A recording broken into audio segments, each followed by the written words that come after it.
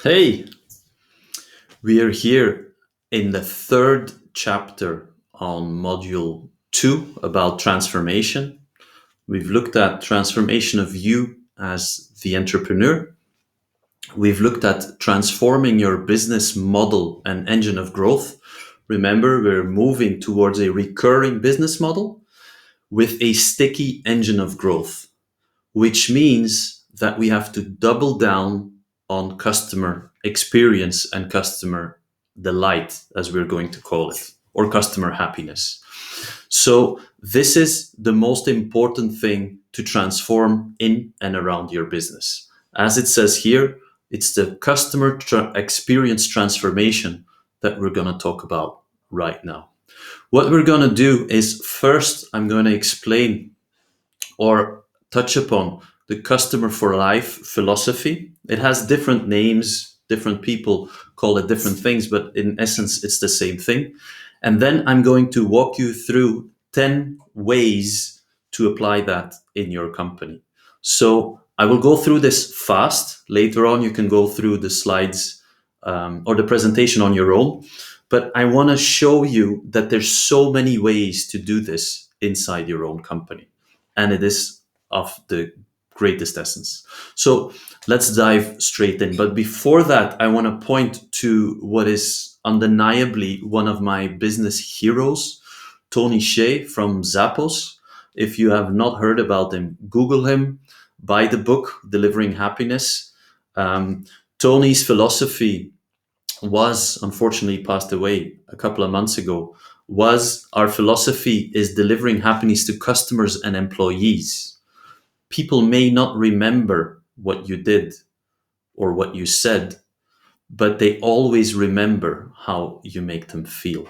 And this is what we saw in the previous lesson. Recurring business model, sticky engine of growth, double down on the customer experience. And Tony is the perfect example what that can do to a business. So let's dive straight in. I'm going to try and do this half a minute to a minute per topic, and then later on you can go through it on your own. All right. Customer for life. Some people call it focus on satisfaction. That is Warren Buffett. Others call it delight your customer. Others, like Tony, are calling it delivering happiness, customer happiness. And still others, like Steven van Bellegem, in his book, The Offer You Can't Refuse, he talks about customers for life. In essence, it's all the same thing. If we want to really make it more theoretical, it's optimizing the customer lifetime value by making sure your customer doesn't want to go anywhere else. That's in essence what you are going to focus on to really transform your business and make it ready for the next phase, which is growth and scale. Without this, all investments you're going to make in growing or scaling your company probably are not going to have any significant effect. This is really something you have to implement in your business and have to keep watching out for in your business. So customer happiness is the term we're going to use moving forward. So let's look at 10 ways how to do this in your company. The first one is, and we looked at that when we talked about personal transformation, it's the power of Kaizen, the power of small incremental improvements. They are much better than all the mega plans, than all the revolutions. Um, Waking up every day to find something that you can do better in your business over time will have such a compounding effect that it beats any revolution or big plan. Secondly, something you should be aware of for yourself. You've got this far. I mean, you've built a business, you have customers, you have a team, you have a value proposition already. So there's no point to try and rethink everything. Try to make everything you do just a little bit better every day. It's much, much more powerful. 1% a day. So the power of Kaizen. The next point, also something we've touched upon, remember when we talked about people in module 1, lesson 2, the people around your business, the most important ones are the customers, and specifically existing customers are very important. So CRM, customer relationship management, is a system to make sure that humans say the right things. So think about that. It's not a shiny software. It's not a magical database. It is a system. It's a mechanism to make sure that people say the right things. As I say here, avoiding stupid questions is already a big improvement. Imagine that your techie goes to one of your biggest customers' homes, but the tech guy is new. So he rings the doorbell, customer opens. The idea is to do a small upgrade on the rack in the basement. And the techie has to ask how many touchscreens, how many TVs, has to run up and down the house, and has to ask where the rack is. To that customer, that is a friction moment. That is an awkward moment. They've spent 100,000 plus with you. Your company has been in the house numerous times, and here comes someone representing your company having to ask the customer all of those basic things that actually should be knowledge and information that you have in your company. So customer relationship management is a system, it's a mechanism. You will need a number of tools, but it's a way of talking to customers based on the right information at the right time.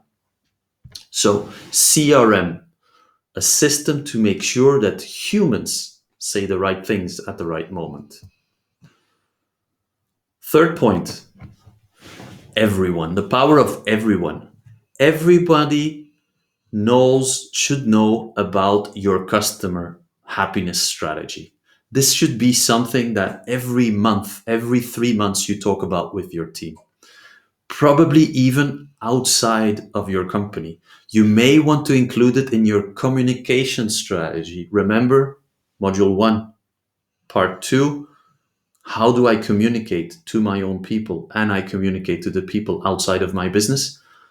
Your customer happiness strategy should form part of your marketing message. Everyone should know how to contribute to make customers happy. There's not like people who talk to customers and can make them happy and other people in your company.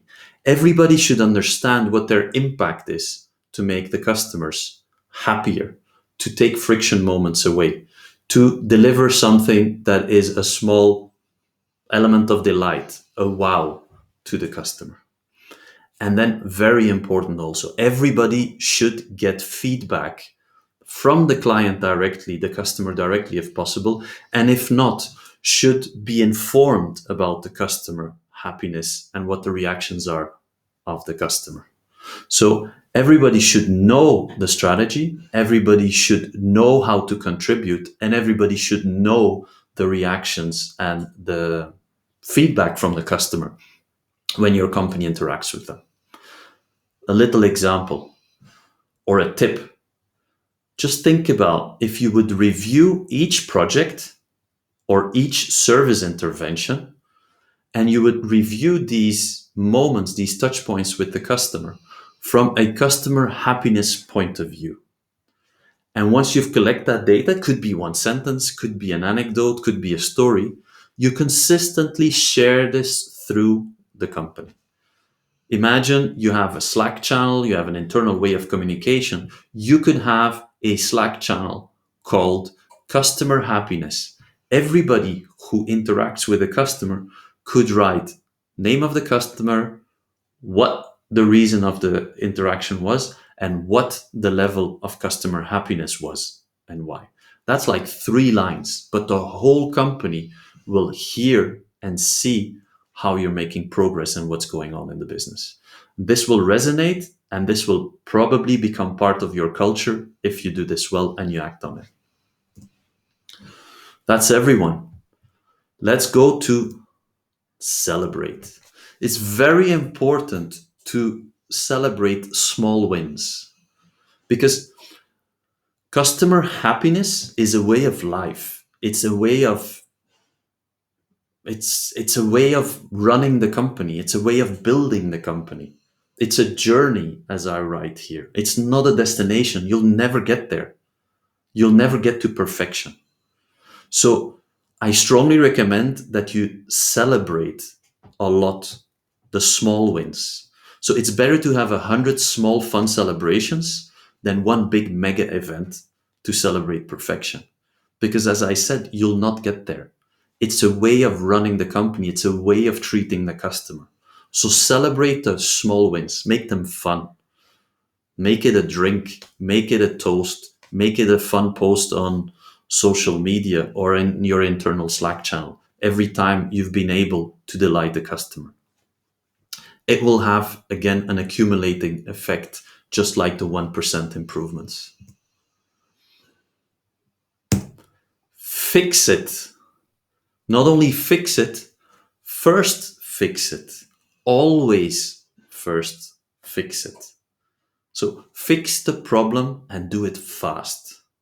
Because as we saw in our business model strategy, customer happiness is of the biggest importance to your company. It is the essence of how you want to build your engine of growth and how you want to accelerate the company moving forward. So customer happiness is your strategic mission at this point. So operational perfection can wait. Who was wrong? Who was at fault? Why did this happen? That you can do the post-mortem, as we call it. You can do that later and make your systems better. But the first thing is fix it and fix it fast. The customer will notice and the customer over time will reward you.